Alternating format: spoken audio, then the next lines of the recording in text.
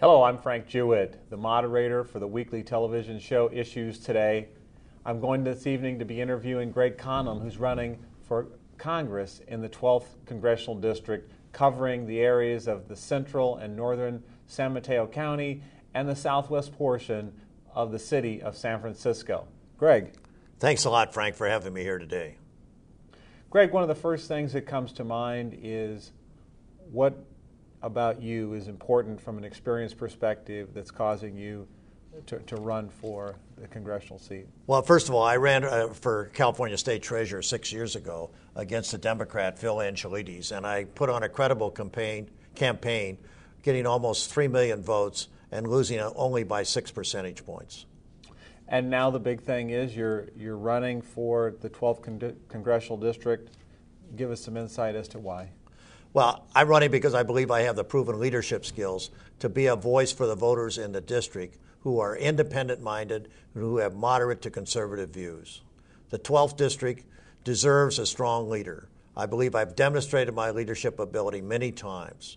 For example, when I was president of the California Public Utility Commission, I took the initiative to bring competition in residential telephone services. And what are some of the other great ways that you've shown and demonstrated your leadership? Well, I've demonstrated my leadership while on the California Transportation Commission, where I single-handedly fought off 8 of my other commissioners so we'd have the funds to build extra lanes on the San Mateo Bridge. My fellow commissioners wanted to spend those funds elsewhere in the state. Well, and what else have you done? Well, I've demonstrated strong leadership as a private citizen by challenging the Caltrain Commuter Board to improve the safety conditions on the Caltrain Railroad, which is known as one of the second deadly most railroads in the United States. And that brings up an important point. What do you feel are the issues that you'll address if elected to Congress? Well, I'll use my leadership skills in Washington by reaching across the aisle to my fellow members of Congress to address those issues most critical to the constituents today.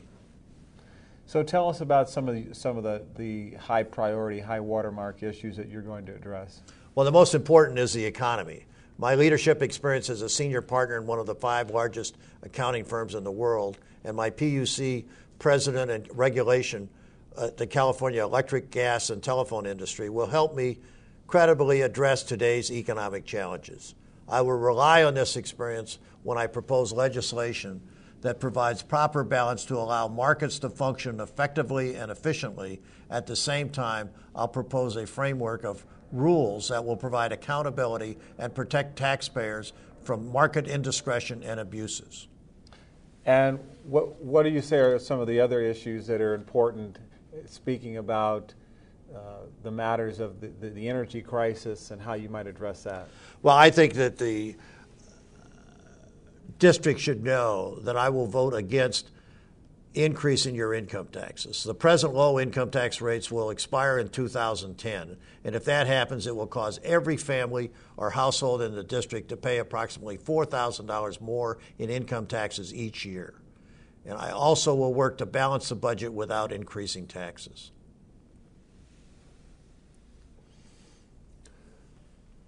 When you look at some of the other needs of the district and you look at some of the other needs of the country, what are some of the things that you want to accomplish if given the opportunity to serve in Congress? Well, I'll address the energy crisis by advocating developing nuclear power to meet our electric needs and reduce dependence on foreign oil rather than propose slowing down your driving speed to 60 miles an hour that my opponent Jackie Spear proposes.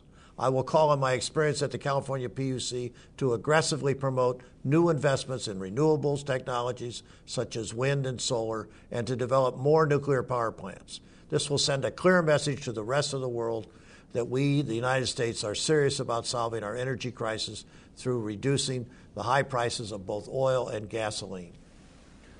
What are some of the things that you want to say to the 12th Congressional District in your final moments? Well, in my final moments, I just want to leave Iraq with honor and not haste, and I appreciate very much you having me here today. Thank you very much.